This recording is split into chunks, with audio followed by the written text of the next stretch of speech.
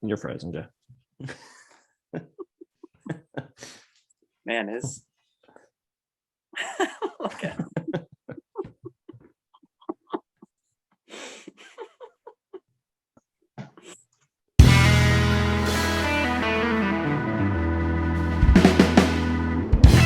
What's up, everybody? Welcome back to Taste Like Music. Jason, Joe, and Crams are here, and it is Songs of the Year time, 1999.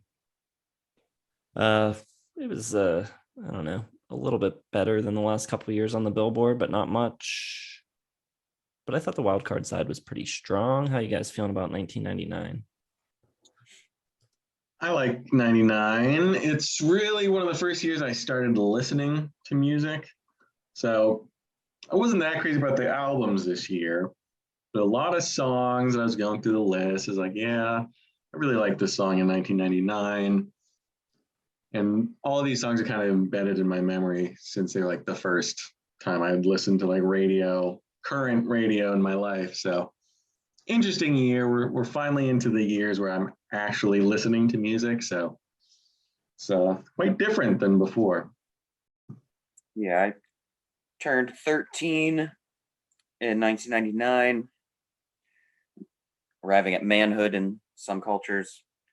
But Joe's right. Like, I don't really know how much I like 99, but the list of songs that I just like know by heart, like the nostalgia and just the memory, seem like light years more prevalent than 98.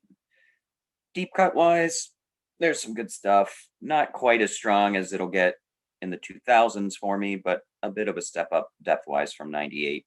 So overall, kind of middle of the road year for me. All right, so if you haven't seen this series before, what we're doing here today is making two lists of some of our favorite songs of the year. One list is all songs that had to have charted on the Billboard Hot 100, could have charted at any point during the year for any amount of time.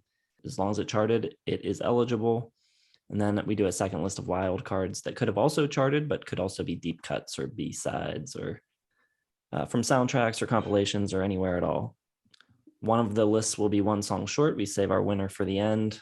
We also make a selection for our least favorite top 40 song of the year. All right, so Hot 100 first. I feel like you guys too. A lot of these songs, like, I liked a lot more at one point in my life, and I maybe wouldn't, say I'm the biggest fan of them now, but also there wasn't a ton to choose from on the Hot 100, so I'm gonna go with Heavy by Collective Soul. I was a big Collective Soul fan back in the day. Not as much anymore. The production on this record is questionable at best, but I think the riff is still really cool. It's a really strong rock riff, and I think it's got a good chorus. There's a really killer guitar solo on it with like screaming wah pedal. So going with that one. Also going to go with Dolphins Cry by Live, produced by Jerry Harrison of Talking Heads. He produced Mental Jewelry and Throwing Copper. He didn't produce the record before this, Secret Samadhi, so he's back. I think the production on this record is pretty cool, pretty good for a late 90s rock record. I think Ed Kowalczyk sounds great on the song. And I think there's some really cool, subtle, kind of understated guitar playing from Chad Taylor on the track as well. So pretty good rock song. After that, I'm going to go with Hanging Around by Counting Crows. I think this track's pretty distinctly different from anything they had done before. I think it's their poppiest song to date, even poppier than Mr. Jones. But the production on it's kind of interesting. It's a very unusual bass tone. It's got all these cool backing vocals and unusual stuff happening in the background. Production was done on this record by David Lowery, who was the founding member of Camper Van Beethoven and Cracker, also David Herring. So some cool production on the record as a whole, but also on this track. It's got a great groove, big hooks, super catchy guitar line, just a really unique sound and a cool track. Then I'm going to go with Great Beyond by R.E.M. from the Man on the Moon soundtrack. I think Michael Stipe sounds great on it. There's these really big sweeping strings that come in at the end of the chorus. I think it's one of their stronger songs from this period, and I like this period. I like Up and Reveal and these albums a lot, so saying that it's one of their better tracks is actually saying something coming from me. And then my last one, for the Hot 100 is one of the great one-hit wonders of the 90s. I've got Steal My Sunshine by Len. I think it's so good. Just an all-time great like summer jam. It's got this like vague hip hop, trip hop type of influence. It was mixed by John King, who's one of the Dust Brothers. So it has that little bit of like Beck's Odelay type of sound. It uses a sample from More from 1976. And it's just a great use of a sample. I think it's genius. I love the brother, sister, male, female vocals going back and forth. Great song. Yeah. Crazy. I got 4 of your 5.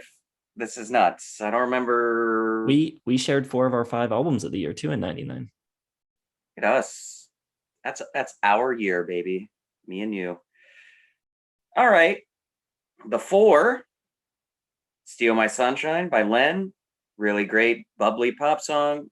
Love that little piano part. I love the effect on the vocal, like not the Steal My Sunshine part, but it's like kind of ashy and cool sounding. Also sharing Dolphins Cry, huge anthem. Kowalczyk is like really bouncing around the octaves, doing some really impressive stuff. And yeah, that's kind of the album where live kind of goes downhill for me a little bit. I don't hate that album, but after that, it gets pretty ugly.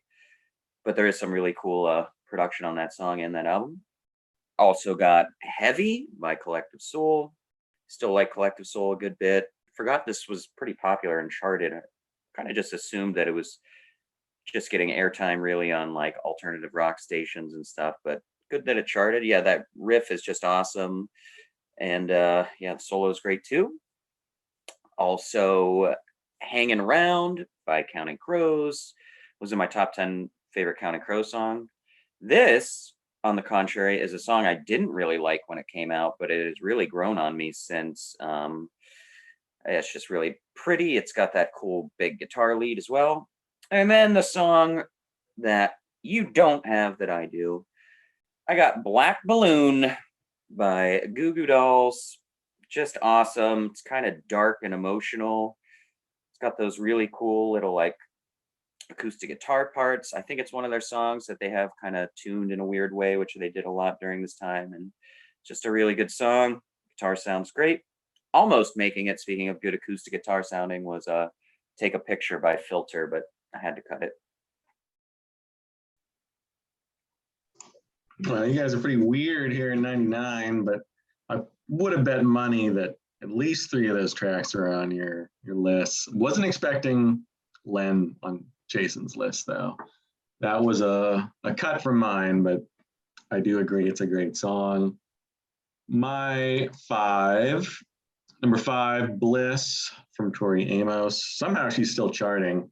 This is probably her most like alternative sounding record, to Venus and Back, and this is a pretty straightforward for her alt rocker, but it charted, so I'm definitely getting it on here. Number 4, I got Still Dre. I don't think there's anything in the world harder than those opening piano chords. It is just, you put that on like any movie and like shit's about to go down. Absolutely love that song. Snoop there to provide menace and smoothness in equal parts.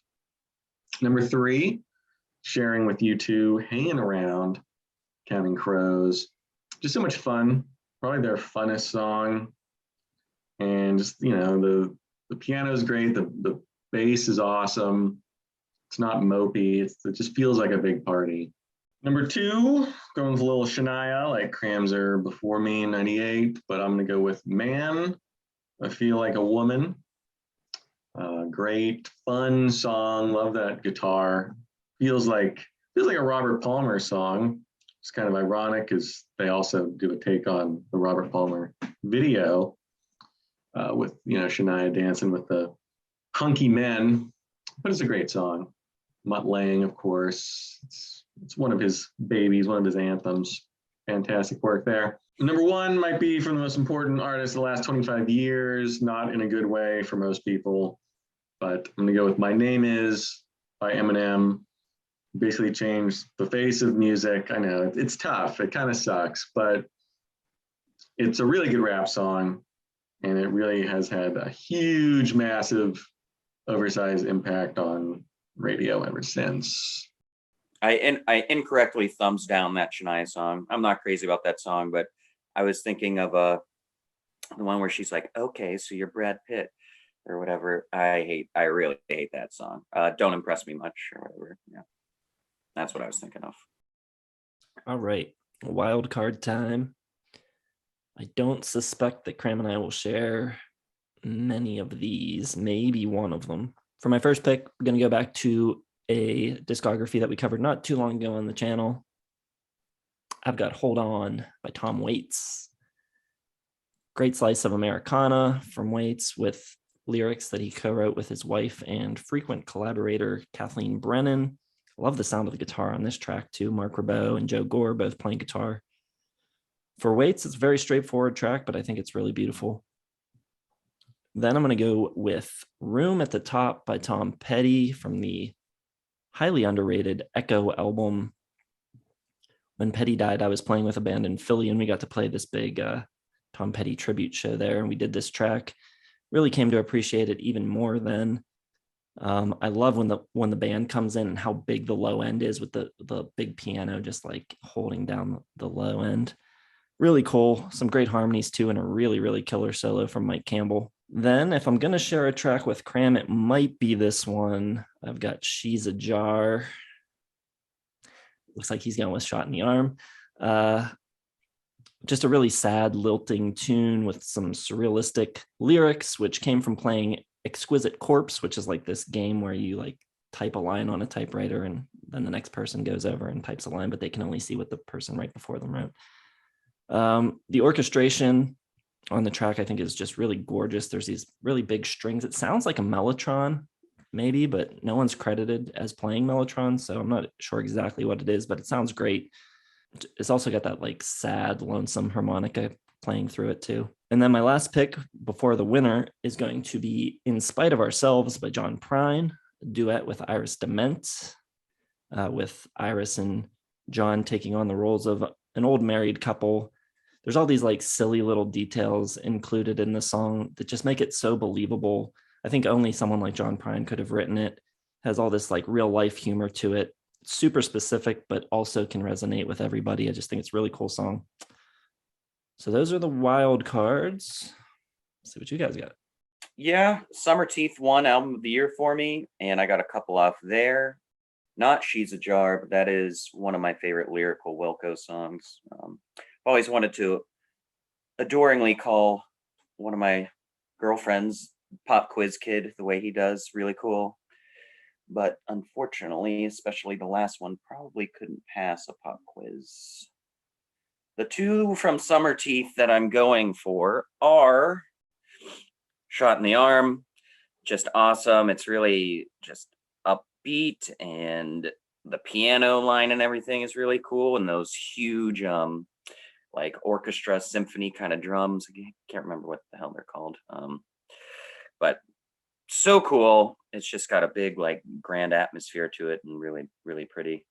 And then the other one I'm going with is How to Fight Loneliness, which has a really cool like old school vibe to it.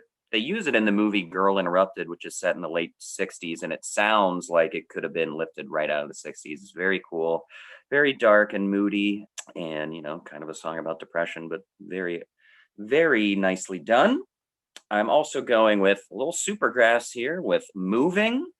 Love the way he sounds here. His voice is just really angelic. And, it's really pretty and freeing at the beginning. And then it just gets that unexpected jolt and funk and everything. It's so cool the way that just comes out of nowhere. And then finally, from Stone Temple Pilots, I Got You, which is one of their more underrated stuff. In fact, a lot of their more lush and slow stuff is really incredible. I love I Got You. It's got just that really cool like guitar chords coming in, kind of snapping with electricity. It's very relaxing and pretty and melodic. It's just terrific. The harmonies in the chorus, really underrated tune by STP. My wild cards, number 5, going back to an old favorite from the Notting Hill soundtrack, Elvis Costello with She. Great sweeping romantic cover. The big strings and swells. It's super cinematic. Perfect for that movie. Number 4, Sharon with Cram. I got Moving from Supergrass. The best track on an album I'm not crazy about, but that song just rules. The shift from the anthemic verse into that big funky rockin' chorus just boom, explodes. Bass is awesome on it. Number 3, I'm going to go Fatal Tragedy from Scenes, Dream Theaters, come back sort of to like the prog world. And that's probably the heaviest track on the album. Just love the guitar and the keys playing off each other all over the place. It's fantastic. Number 2 would win most years for me. It's one of my all-time favorites. Don't Change Your Plans for me. Ben Folds 5. Just a really cool construction. The way it goes from minor resolved into this major key little instrumental section. It really changes the whole mood and feel of the track. Really cool. I don't know if I've heard another song that does that, like specific use of instruments to just totally change the mood other than the lyrics. So really cool, great song. Love the bass, of course. It's all about the bass this year. This year is noteworthy for having a lot of really good contenders for worst song of the year for me. Just saying. Yeah, I will concur with that. There are a lot of really, really bad hits in 99. Can I guess yours? Sure. Is it going to be Every Morning by Sugar Ray? No, I considered that for my best. I mean, you had a bunch that I considered that when I looked weren't technically eligible because they didn't make the top 40. She Thinks My Tractor's Sexy by Kenny Chesney. Livin' La Vida Loca and Shake Your Bon Bon by Ricky Martin. Cowboy by Kid Rock. Scar Tissue by the Red Hot Chili Peppers. All Star by Smash Mouth. That did make the top 40. My least favorite song of the year is going to be one of the worst lyrical songs of all time. Summer Girls by LFO. Just, I don't even know what this song's supposed to be. Hip Hop Marmalade, Spick and Span, Met You One Summer, and It All Began. You're the Best Girl That I Ever Did See. The Great Larry Bird, Jersey 33. Then there's lines about Scooby snacks later on. It's just completely ridiculous. It's kind of funny almost funny enough to not be bad, but not quite. Still awful. Ah, God, I forgot that song existed. Well, hold on a second. Are you telling me Livin' La Vida Loca wasn't top 40? It was number 1. Good. Because it's my winner for the worst song of 99. Hate everything about it. I hate the horns. I hate how like fun and upbeat it is. I really hate how he says New York City. That's really dumb. I hate when he says her skin is the color mocha. It's just, the video was cool because that girl was smoking hot, but that's about it. Like, it's a terrible song. I don't think he's a very good singer. Like, I don't think there's anything interesting about his voice. I don't think he emotes anything. It's very plain voice and just a really crappy song that was everywhere. Well, I like that song. LFO definitely sucks though. That song was the bane of my existence. Other than this one, my least favorite song of 99 has to be Last Kiss from Pearl Jam. I hate this song. I hate it so much. It made me not like Pearl Jam for a long time because this was like the first thing I knew from them. I was like, oh God, this blows. I just hate the way he sings it and just how wimpy and wussy it is. Just it was my real bugaboo in 99 because my friend played it like all the time. He loved Pearl Jam. And I was just like, what is this crap? I'm gonna go put on some Dave Matthews and chill out, boy. All right, my winner for 1999 going to go with the Magnetic Fields, The Book of Love, which I think is one of the greatest love songs ever written. In fact, it is the song that my wife walked down the aisle to on our wedding day. I think it is a perfectly written song, incredible lyrics. The Magnetic Fields version is just super understated and simple. There's a Peter Gabriel version as well, which his version is really beautiful. I do prefer the Magnetic Fields version. There's something really real and honest about that version. I think it's a perfect expression of love, and it is great. My winner. Yeah, that just missed my wild cards. We're really in sync here in 99. I also love the way the guitar sounds on that track. It's really majestic and beautiful. Good choice, my friend. Kimmy is a lucky woman. Joe was like, eh. All right. My winner is not going to win. It is Evelyn Is Not Real by My Morning Jacket.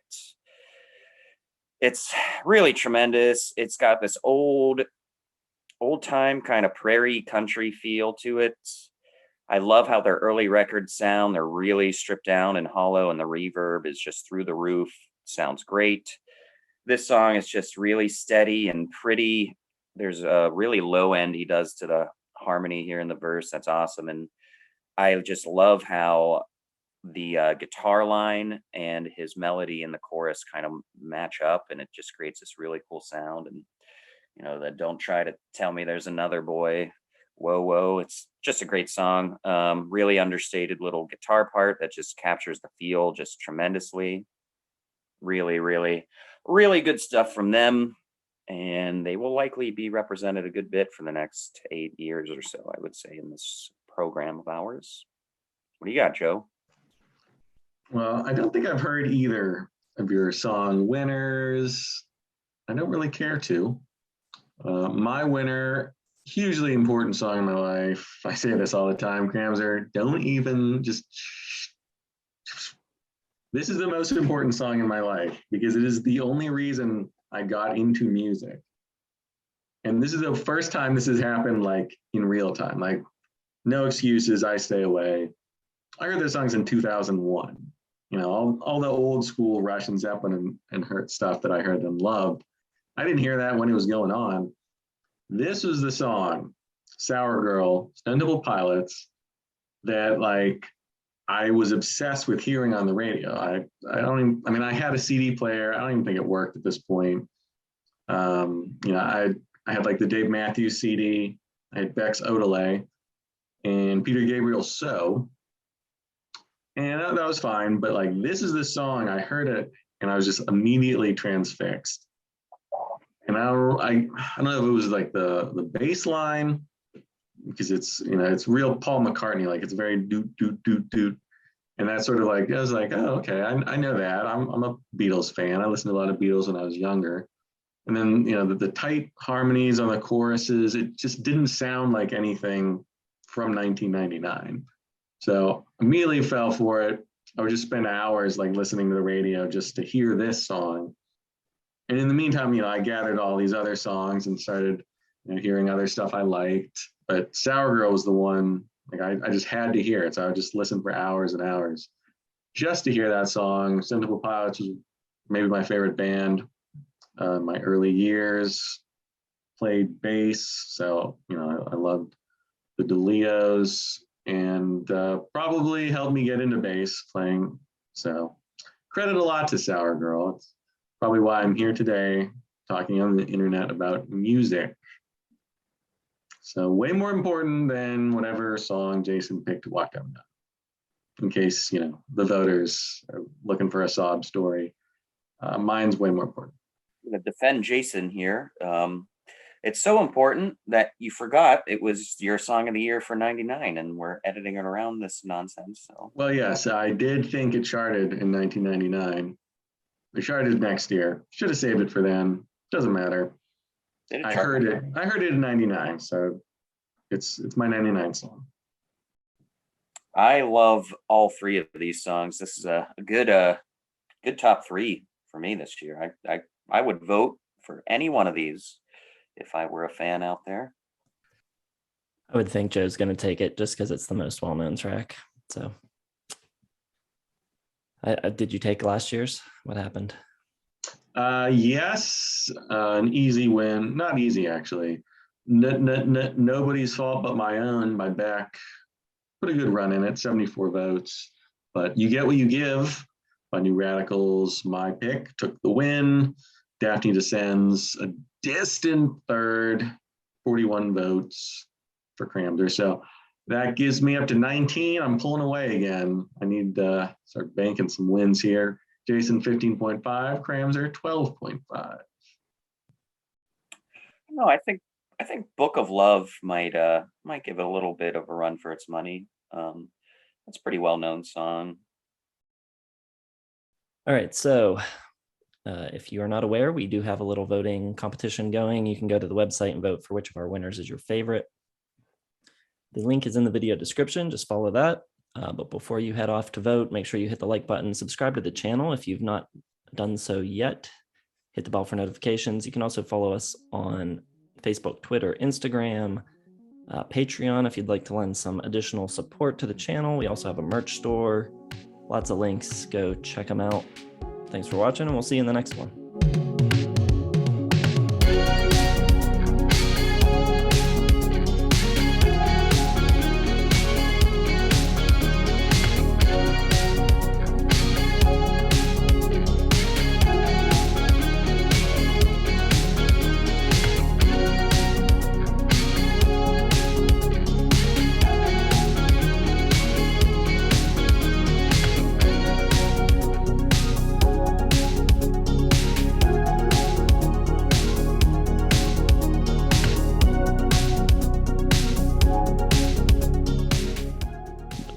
Editing, that's going to be a nightmare.